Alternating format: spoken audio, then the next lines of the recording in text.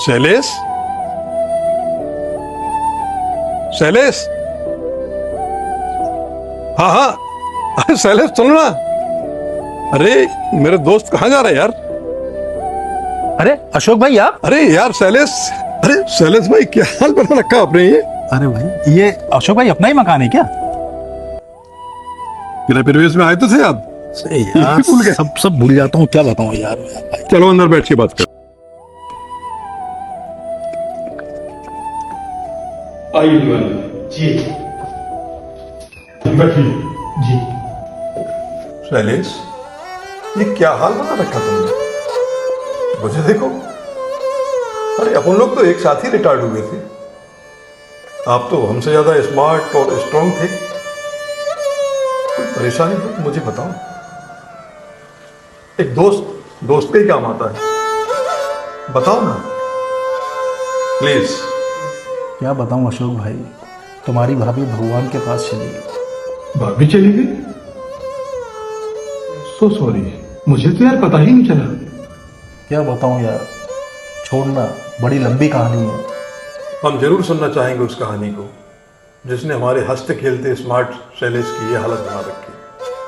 क्या बताऊँ भाई, सब कुछ ठीक ठाक चल रहा था और हमने प्लानिंग भी की थी कि 1 महीने के बाद कोई छोटा मोटा बिजनेस कर लेंगे, लेकिन 1 महीने के बाद अचानक उनको हार्ट अटैक आया और वो भगवान को प्यारी हो गई।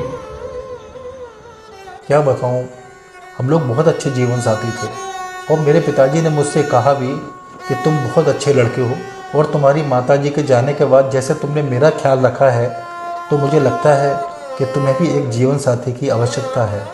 तो पिताजी ने सही तो कहा था, तुमने पिताजी की बात क्यों नहीं मानी?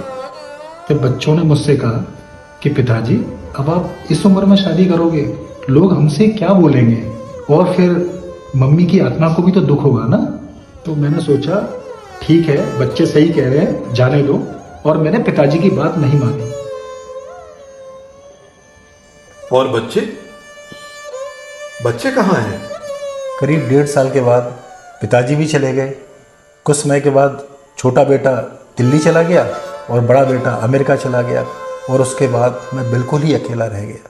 दोस्त, अब किचन में जाता हूँ तो बस उसी की आवाज़ सी आती है। वो कहती थी कि तुम मर्द हो, तुम्हारे किचन में क्या काम है, तुम बाहर बैठो। बड़े प्यार से खाना बनाती थी और बड़े आराम से खिलाती थी। अब तो क्या है, जैसा भी बनता है किचन में बना लेता हूँ और मन ना होते हुए बस जीने के लिए खा लेता हूँ। शैलेश, तुम ठीक कहते हो। काश उसी समय आपने अपने पिताजी की बात मान ली होती। तो अभी क्या बिगड़ा? रिटायर्ड हुए 3 ही साल तो हुए हैं। आप सही कहते हो अशोक भाई। अरे अपने आप को इतना कमजोर मत समझो, अभी भी कुछ नहीं बिगड़ा। अशोक भाई, बच्चे क्या कहेंगे? कौन से बच्चे? जिन्होंने भाभी जी की डेथ के समय तुमसे वादा किया था कि दादाजी की तरह वो तुम्हारा ध्यान रखेंगे?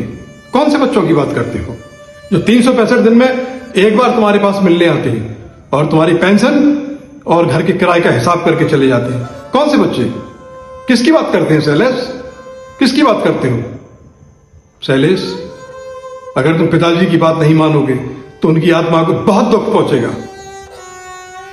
अगर तुमने पिताजी की बात मान ली तो वो बहुत खुश होंगे, उनकी आत्मा को बहुत शांति मिलेगी। वो मालूम, भाभी जी भी तुम्हें बहुत प्यार करती थी। जब वो देखेंगे कि तुम खुश हो तो उनकी आत्मा को भी बहुत शांति मिलेगी। किन बच्चों की बात करते हैं आप जो तुम्हें छोड़ के चले गए? नहीं, आप पिताजी की बात मानिए। आप सही कहते हो अशोक भाई, अकेले आदमी की बिना पत्नी के कोई इज्जत नहीं होती। अब ये इतना बड़ा घर जो है वो काटने को दौड़ता है। बस यही सब चीजें हैं जिसने मेरी ये स्थिति कर दी है। अच्छा तुम एक बात बताओ, तुम अकेले रहते हो, रात में अगर तुम्हें कोई प्रॉब्लम हो जाए तो कौन है देखने वाला? अब मैं पिताजी की बात का मान रखूंगा। मेरे दोस्त, मैं तुमसे बिल्कुल सहमत हूं क्योंकि तुमने मुझे जीने की राह दिखा दी। साथियों, मेरा समाज से और उन बच्चों से निवेदन है जिनके पेरेंट्स अपने जीवन साथी को खो चुके हैं। सामाजिक प्रतिष्ठाओं को आड़े आने न देते हुए उनके बचे जीवन के लिए बहुत संवेदनशील रहे।